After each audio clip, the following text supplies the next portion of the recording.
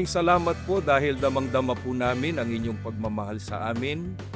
Lagi po kayong laman ng panalangin ng mga ministro, mga manggagawa, kasama po ng aming buong sambahayan at ng buong distrito po ng Dasmariñas City, Cavite.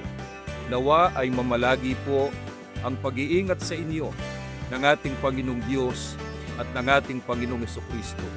Puspusin nawa kayo ng karunungan at kapangyarihan, manatili po ang inyong kalusugan kasama ng inyong buong sambahayan upang mamalagi po kayong pinakamalakas na katuwang ng ating tagapamahalang pangkalahatan sa pagmamahal at pagmamalasakit po sa buong iglesia.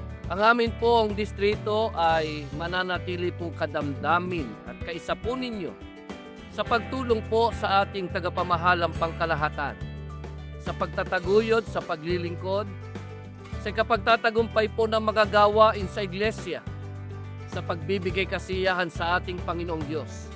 Muli po, buong kagalakan po kaming bumabati sa inyo, kapatid na Angelo Iranio Manalo, ng maligayang kaarawan po.